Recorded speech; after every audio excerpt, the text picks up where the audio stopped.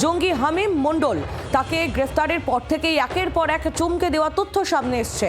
হামিমের বান্ধবী অর্পিতা সরকার, তাকেও গ্রেফতার করা হয়েছে। তাকে হানি ট্র্যাপ মাধ্যমে ব্যবহার করা হতো, হানি ট্র্যাপের জন্য ব্যবহার করা হতো, এমনটাও চাঞ্চল্যকর অভিযোগ সামনে এসছে।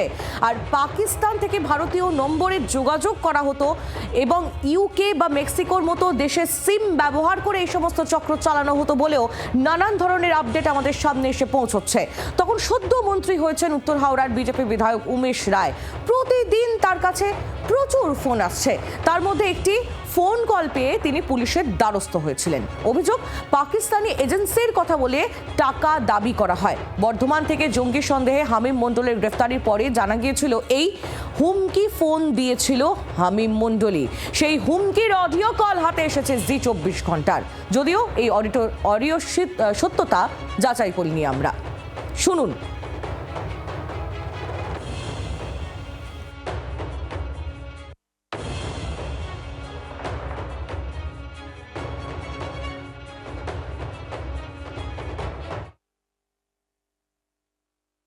मेरी गल सुन, कन्न खोल के कुत्ते। आबद जट गल कर रहा, तेरा दुनिया तो दाना पानी खत्म हो चुकिया है।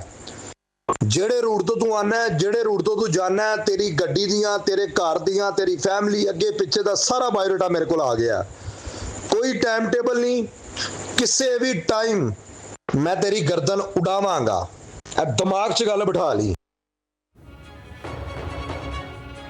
সেই হুমকি অডিও কল তুলে ধরলাম আপনাদের সামনে। কথা বলবো দেবব্রত ঘোষ, আমাদের প্রতিনিধি, আমাদের সঙ্গে একেবারে সরাসরি রয়েছেন। দেবব্রত, আমরা এই অডিও কলটা শুনছিলাম, যে অডিও কলে উত্তর হাওড়ার বিজেপি বিধায়ক উমেশ রায় তাকে হুমকি দিয়েছিল এই হামিম মণ্ডল, এবং তার অ্যাকসেন্টটাও যদি তুমি খেয়াল করে দেখো, একেবারে পাকিস্তানের পাঞ্জাব প্রদেশের যে অ্যাকসেন্ট, সেই অ্যাকসেন্ট শোনা গেল তার গলায়।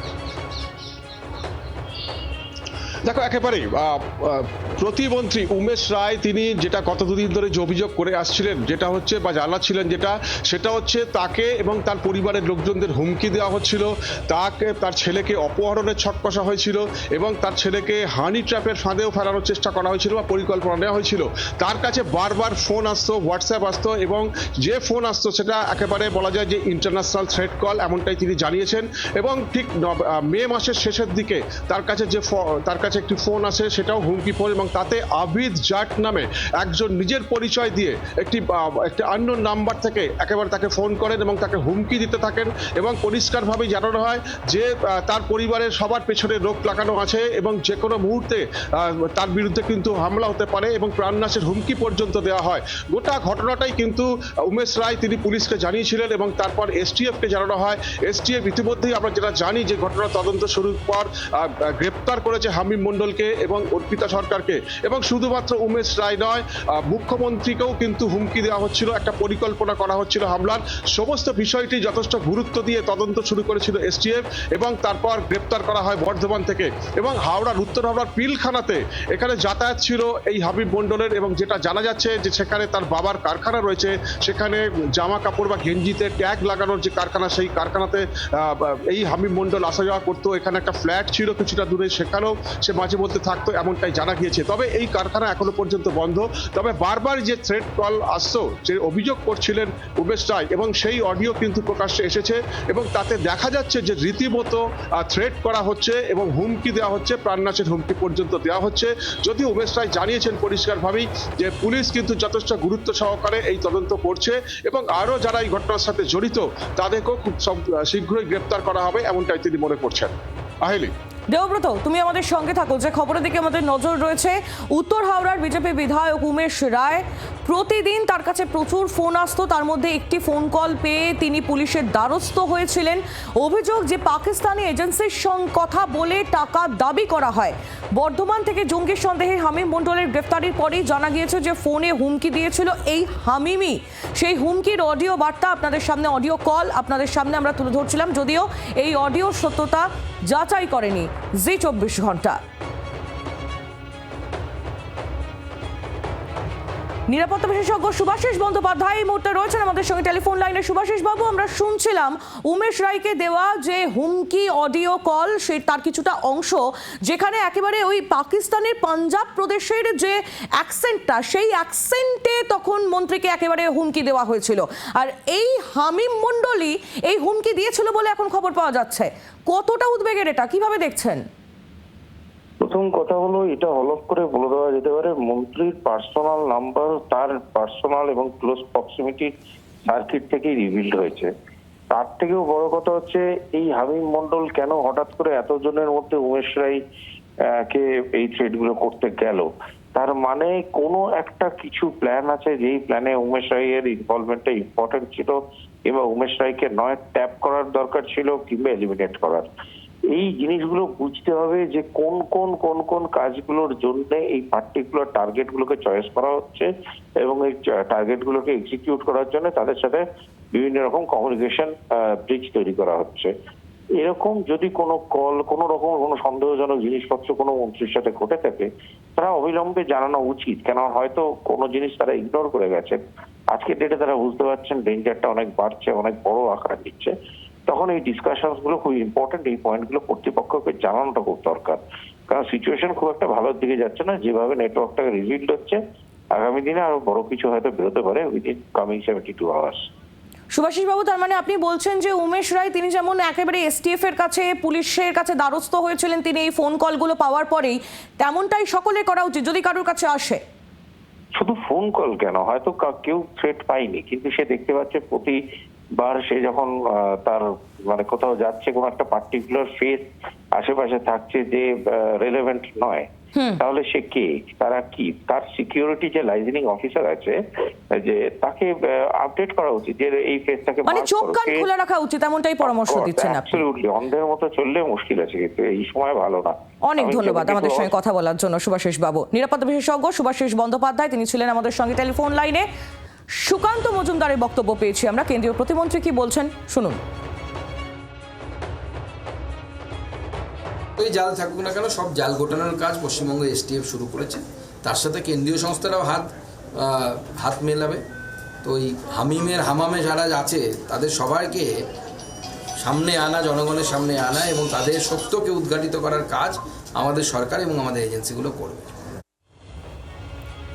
সরকারের তরফ থেকে, এজেন্সির তরফ থেকে একের পর এক পদক্ষেপ ইতিমধ্যেই নেওয়া হচ্ছে। এই বর্ধমান থেকে জঙ্গি হামিম মণ্ডলের গ্রেফতারির পরেই একের পর এক চমকে দেওয়ার মতো তথ্য সামনে আসছে। শুধু তাই নয়, সামনে এসেছে তেহরিক-ই-তালিবান হিন্দুস্তান নামে একটি সন্ত্রাসবাদী সংগঠনের নাম। সরাসরি তেহরিক-ই-তালিবান হিন্দুস্তানের শাখা সংগঠন আল বুর্খ ব্রিগেডের সদস্য এই হামিম মণ্ডল। এই সংগঠনের মোডাস অপারেন্ডি হচ্ছে পুলিশ মারার ছক। সেই কারণেই কি রাজ্যের পুলিশ মন্ত্রী তথা মুখ্যমন্ত্রী শুভেন্দু অধিকারীকে টার্গেট করা হয়েছিল, এই প্রশ্ন উঠছে।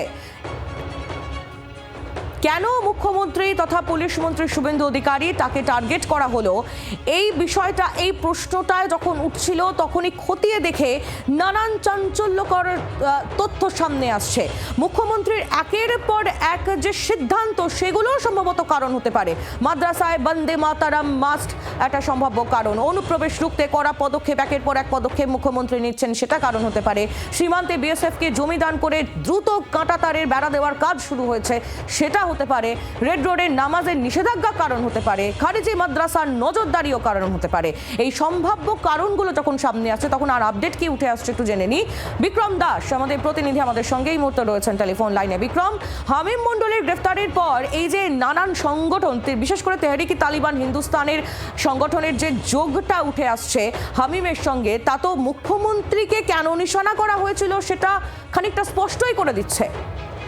একেবারেই তাই। তেহরিক-ই-তালিবান হিন্দুস্তানের সঙ্গে সরাসরি যোগ পাওয়া গিয়েছে বর্ধমান থেকে এসটিএফ এর হাতে ধৃত যে ব্যক্তি হামিম মণ্ডল, তার সঙ্গে। এবং যেটা আমরা জানতে পারছি যে মূলত একদিকে যেখানে মোডাস অপারেন্ডি দেখা যাচ্ছে এই তেহরিকের, গত ফেব্রুয়ারি মাসেও পাঞ্জাবে 3 জন পুলিশ আধিকারিককে তারা হত্যার ঘটনা ঘটিয়েছিল।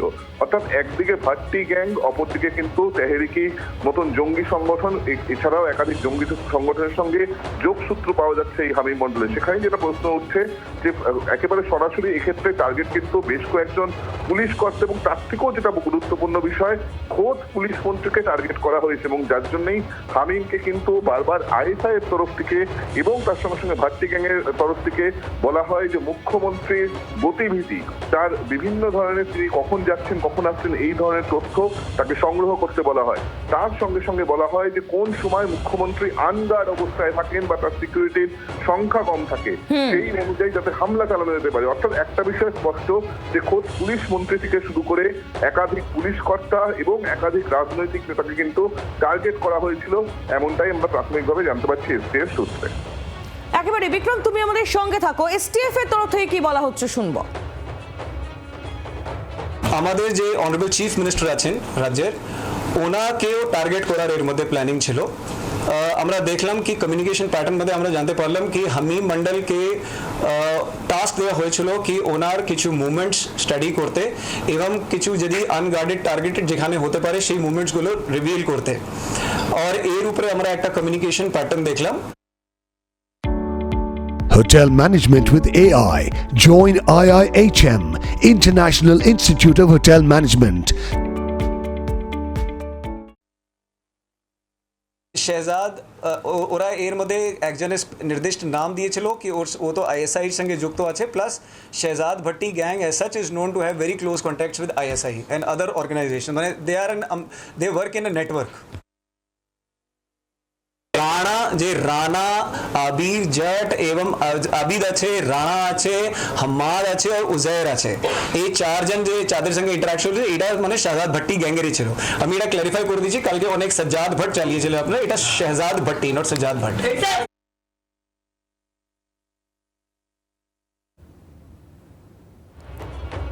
আইজি এসটিএফ গৌরব শর্মা তার বক্তব্য তুলে ধরছিলাম আপনাদের সামনে, এবং রাজনৈতিক মহল থেকেও প্রতিক্রিয়া উঠে আসছে। এই যে প্রতিমন্ত্রী উমেশ রায় তাকে টার্গেট করা হয়েছে এবং রাজ্যের মুখ্যমন্ত্রী তিনি হিটলিস্টে ছিলেন জঙ্গিদের, এই গোটা বিষয় নিয়ে রাজনৈতিক মহল কি বলছে আপনাদের শোনাবো। পুর ও নগরোন্নয়ন মন্ত্রী অগ্নিমিত্রা পাল তার প্রতিক্রিয়া, পাশাপাশি কালীঘাট তৃণমূলের বিধায়ক কুণাল ঘোষ তার প্রতিক্রিয়াও পেয়েছি আমরা, শুনুন পরপর।